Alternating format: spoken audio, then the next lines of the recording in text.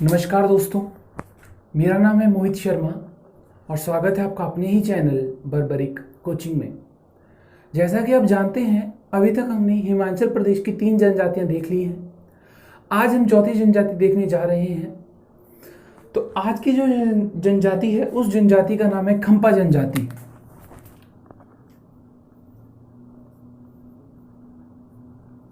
खम्पा जनजाति।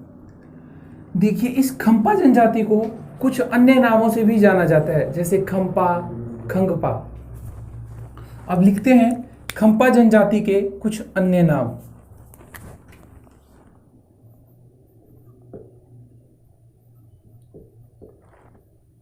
खम्पा, खंगपा और खाम्पा भी कहा जाता है।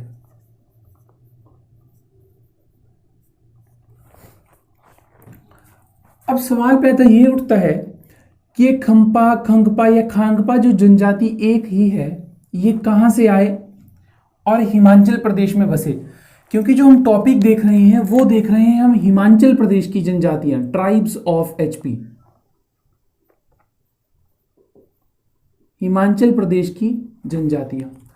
अब खम्पा, खंगपा या खापा जो आपकी जनजाति है, ये जो मुख्यतः ये आपके तिब्बत से आए थे।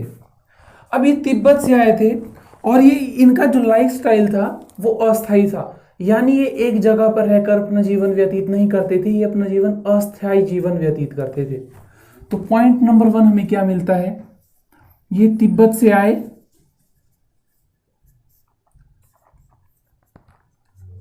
तिब्बत से आए और अस्थायी जीवन व्यतीत करते थे।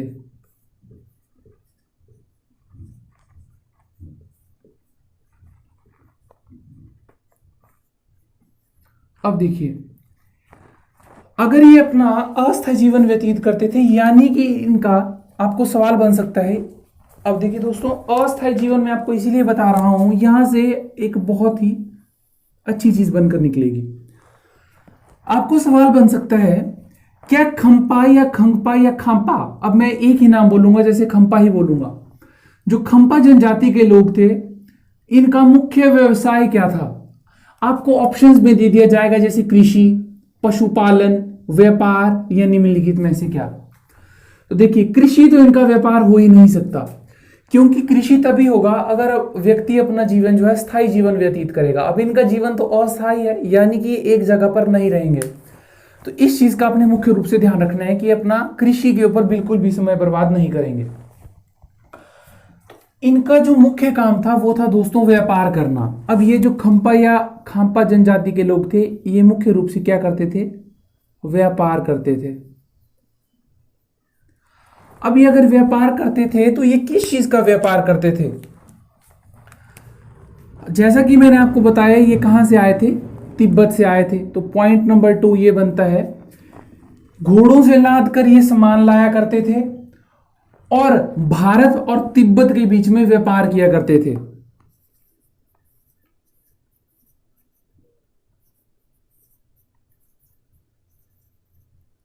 घोड़ों से लाद कर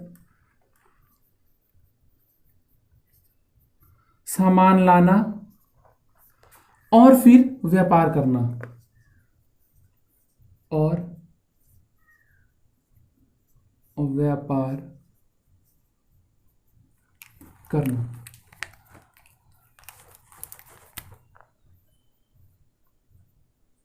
भारत प्लस तिब्बत के बीच में ये व्यापार करते थे। अब ये जो खाम्पा या खम्पा जनजाति है, ये अलग अलग जगह पर अलग अलग नाम से जाना जाता था। क्योंकि देखिए, अब आप बोलोगे कि ये अलग अलग जगह क्यों जाएंगे, क्योंकि अपना कैसा जीवन व्यतीत करें, अस्थायी। अगर ये सामान लाए हैं, अब ऐसा तो नहीं है कि भारत के लोग इनके पास आएंगे, इन्हीं को भारत के लोगों के पास जाना पड़ेगा सामान लाने के लिए। तो अभी कई जगह जाएंगे, जैसे कि मान लीजिए ये उत्तरांचल प्रदेश भी जाएंगे, ये आपका स्पीति भी जाएंगे, लाहौल भी जाएंगे, किन्नौर भी जाएंगे, कुल्लू भी जाएंगे, चंबा भी जाएंगे, यानी कि अन्य जगह में जाएंगे। तो इनके अन्य जगह में अलग अलग नाम होंगे, है ना। तो अब जो आपने पॉइंट डालना है, इसे मैं रफ कर देता हूं।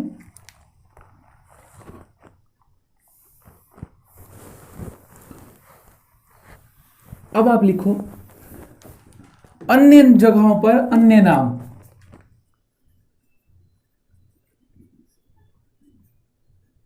अन्य जगह पर अन्य नाम थे इनके।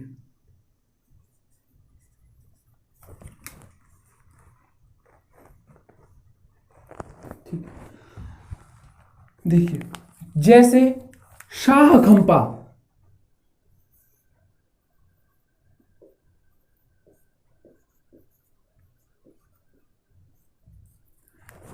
शाह खंपा। नेक्स्ट लिखिए पीती खंपा।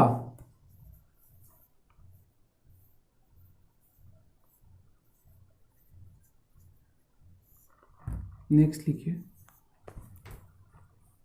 गर्जा।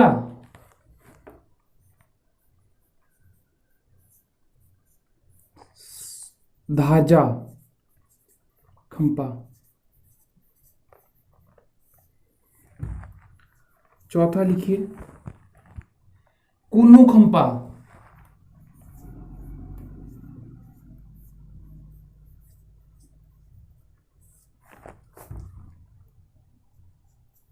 पांचवा लिखिए खूनु खंपा।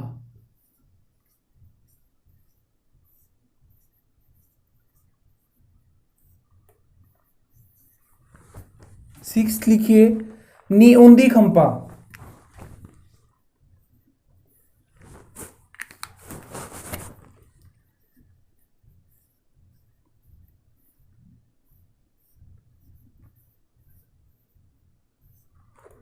सेवंथ लिखिए जवादी थावा खंपा।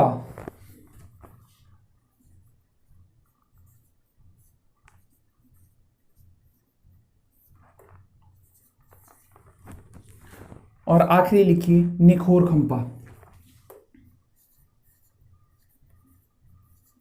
अब देखिए यहां से जो आपको सवाल बनेंगे, देखिए दोस्तों, अगर आपको ये वीडियो काफ़ी स्लो लग रही है तो ये करवाई इसीलिए जा रही है ताकि आप अच्छे से नोट्स बना सकें। अगर आप इस वीडियो को रिवीजन के तौर पर देखते हैं तो आप ऑप्शंस में जाके स्पीड को इंक्रीज कर सकते हैं, वहाँ पे आप वीडियो को जल्दी देख पाएंगे।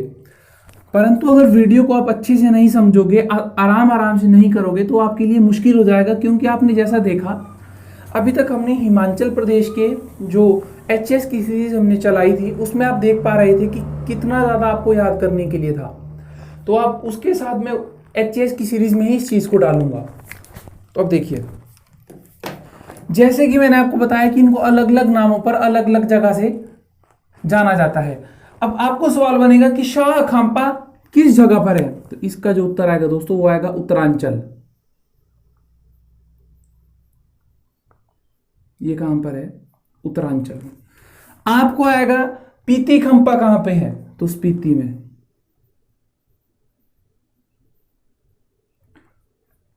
दारजा, धारजा या गारजा, तो ये है लाहौल में।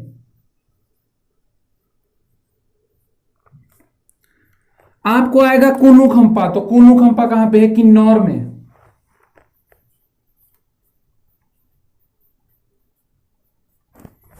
या तो आप कुनु खंपा कह लीजिए, ठीक है। अगला है आपका खूनु खंपा, तो ये है रामपुर बुशहर में।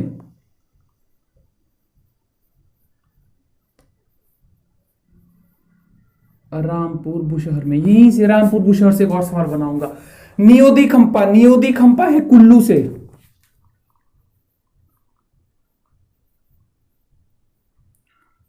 थावा खंपा है चंबा से। अब देखिए यहां पर निखोर खंपा बचता है। ये जो निखोर खंपा है, निखोर का मतलब होता है दोस्तों, ये वो खंपा थे जो तीर्थ यात्रा पर आए थे। लिखिए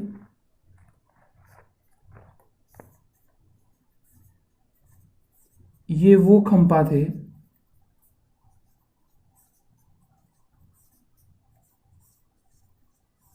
जो तीर्थ यात्रा पर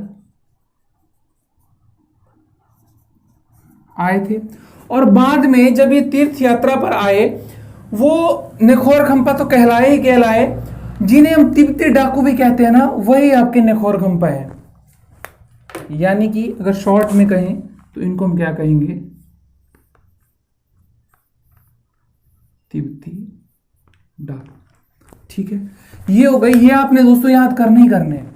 जल्दी से देख लेते हैं क्या क्या पढ़ा। शाह खंपा कहाँ पे? उत्तरांचल में। पीती खंपा कहाँ पे? स्पीति में। देखो पीती पीती एक चीज तो हो गई। गारजा खंपा कहाँ पे? लाहौल में। कूनू खंपा कहाँ पे? किन्नौर में। खूनू खंपा कहाँ पे? रामपुर बुशहर में। नियोनी खंपा कुल्लू में। थावा खंपा चंबा में। और नखोर खंपा इन्हें तीती डाकू कहते हैं। एक चीज और देखिए, जैसा कि मैंने आपको बताया कि ये व्यापार करते थे जिन घोड़ों पर, ये घोड़ों का व्यापार भी कर देते थे और साथ ही साथ ये घोड़ों का व्यापार भी कर देते थे। और जब ये घोड़ों का व्यापार करते थे तो जिस जगह पर करते थे, ये क्या करते थे कि जो रामपुर में लवी का मेला होता है, जो एक बहुत ही प्रसिद्ध मेला है, रामपुर में एक मेला लगता है लवी का मेला, लवी मेला। ये जो लवी का मेला है, ये हिमाचल प्रदेश का पहला व्यापारिक मेला है। हिमाचल प्रदेश का सबसे पुराना मेला, सबसे पुराना मेला, पॉइंट नंबर 1। पॉइंट नंबर 2, व्यापारिक मेला है, यानी कि यहां पर ट्रेड होता है। पॉइंट नंबर 3, ये घोड़ों का व्यापार इस मेले पर भी कर देते थे, घोड़ों का व्यापार कर देते थे इस मेले में। ठीक है, अब आप मुझे बताना कि ये लवी का मेला हिमाचल प्रदेश की किस डिस्ट्रिक्ट में लगता है, डिस्ट्रिक्ट भी बताना, और किस राजा के द्वारा शुरू किया गया था वो भी बताना। ठीक है, अब आगे करते हैं। इसके बाद अब ये जो खंपा है, यहाँ पर आपके कुछ रीति रिवाज हैं, जैसे विवाह है, इनकी कुछ प्रथाएं हैं, जैसे मुंडन वगैरह हो गया, उस चीज को अब देखते हैं। तो लिखिए रीति रिवाज।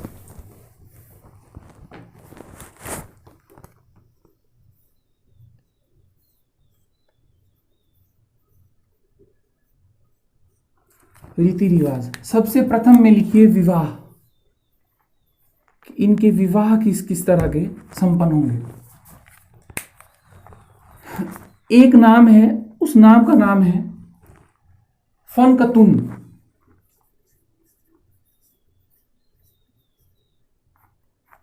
ये फंकतुन जो है, विवाह का अवसर होता है, ये जब विवाह का अवसर होता है तब कहते हैं फंकतुन,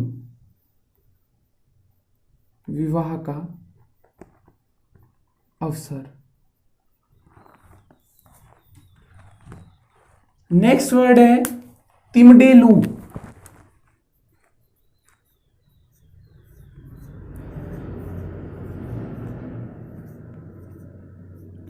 तिमडेलू, ये तिमडेलू जो है, इसको कहते हैं प्रश्न उत्तर गीत।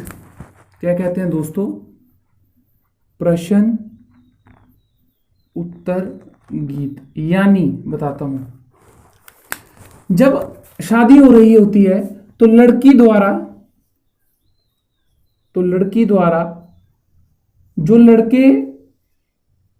जो वर का रास्ता रोकते हैं और सवाल पूछते हैं, रास्ता रोकते हैं,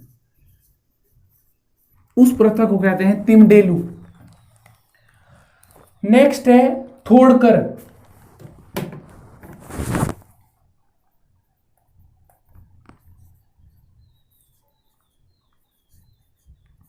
तो थोड़कर कहते हैं ये पगड़ी को, जो पगड़ी होती है उसको कहते हैं ये थोड़कर।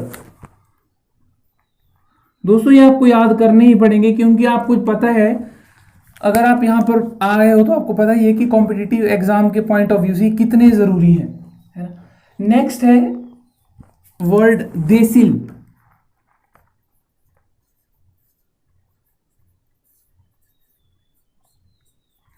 देसिल, ये एक इस तरह का व्यंजन होता है जो लड़का और लड़की के द्वारा विवाह के समय खाया जाता है। ये क्या है? एक व्यंजन है। और कैसा व्यंजन है? मीठा व्यंजन है, जो विवाह के समय लड़का और लड़की के द्वारा खाया जाता है। विवाह के समय वाइफ एंड हस्बैंड के द्वारा ये खाया जाएगा। तो ये हो गए आपके रीति रिवाज। अब देखते हैं कुछ और, जैसे ये वस्त्र को क्या कहेंगे, जो इनका गृह देवता है उसे क्या कहेंगे।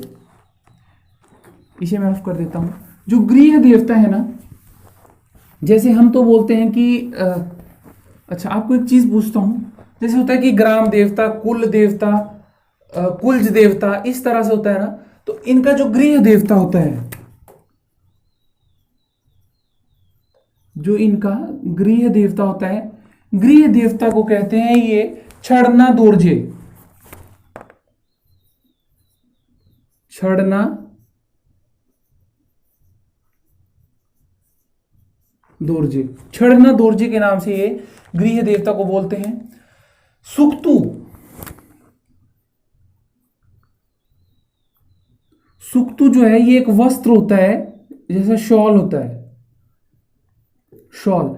अच्छा, आप मुझे कमेंट सेक्शन में बताना जो भुट्टी को शॉल्स है वहां से एक व्यक्ति संबंधित है, उन व्यक्ति का नाम मुझे कमेंट सेक्शन में बताना। ये सवाल आपका लाइट में पूछा जा चुका है एक बार। सुक्तु जो है ये वस्त्र है, शॉल कहते हैं सुक्तु को, ठीक है। जैसे जो सुक्तान है, वस्त्र टॉपिक ही लिख दीजिए।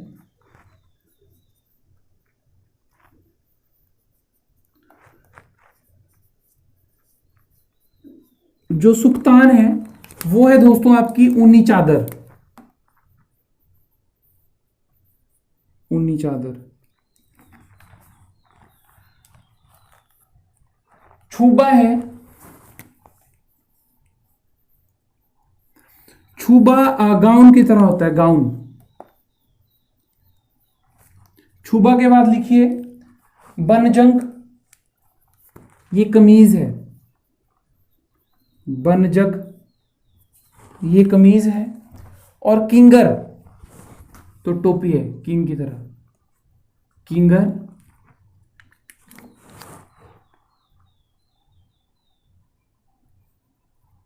टोपी, कमीज। बनजग है ना दोस्तों, ये बन जग, बनजग है ना। कुछ भोजन भी करते ही होंगे, तो भोजन लिखिए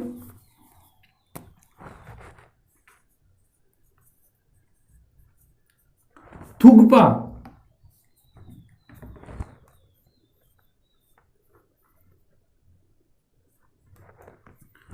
था है ये ना, थू आधा ग पा। मोमो, गुच्छी। अच्छा, ये गुच्छी जो है एक जड़ी बूटी है और इसका साइंटिफिक नाम मुझे आप बताना, ये सवाल भी पूछा जा चुका है। भालकू,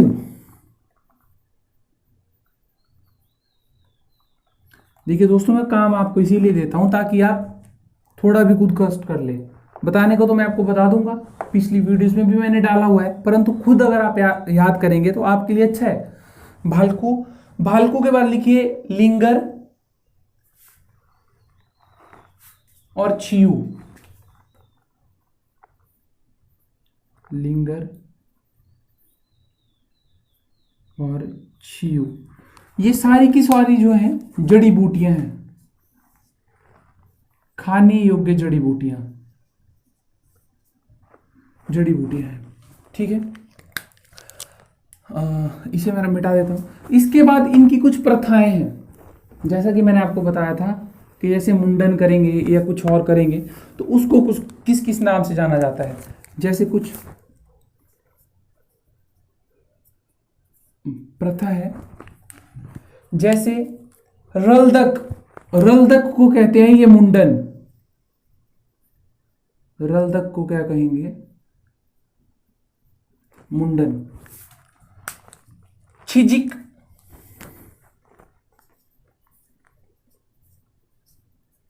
मृत्यु के चौथे दिन, मृत्यु के चौथे दिन जो परंपरा होगी उसे कहते हैं ये छिजिक, मृत्यु के चौथे दिन। दुजिक, मृत्यु के 7वें दिन, दुजिक मृत्यु के 7वें दिन। शिपछू शेरकू, शिपछू शेरकू, ये शिपछू शेरकू जो है ये मृत्यु के 49वें दिन, मृत्यु के 49वें दिन। ऐसा मत सोचना दोस्तों कि वेस्टेज ऑफ टाइम है, बार बार बता रहा हूं सवाल आपको यहीं से ही बनेगा, फिर बाद में आपको देखना पड़ेगा। इससे अच्छा है कि अभी देख लो। लोगार, मृत्यु के 1 साल बाद, मृत्यु के 1 साल बाद।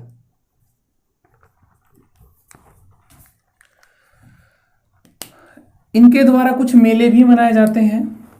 अब लिखिए कुछ मेले, और ये आखिरी ही है मेले।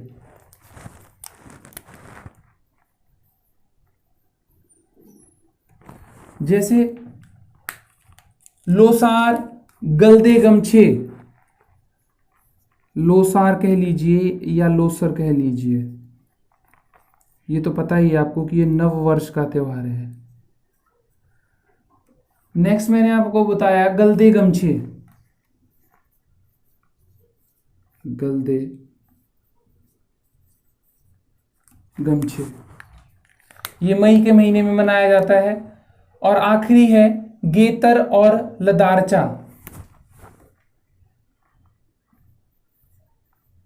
गेतर और लदारचा, ये गेतर और लदारचा जो मेला है, ये खुन्नू और पीती खंपा इसमें भाग लेते हैं। खुन्नू और पीती। अब देखिए, अभी मैंने आपको बताया था, आपको सवाल बनेगा कि बताइए खंपा जनजाति के द्वारा एक मेला मनाया जाता है जिस मेले का नाम है लदारचा मेला फॉर एग्जांपल। तो उस मेले में कहां के लोग भाग लेते हैं?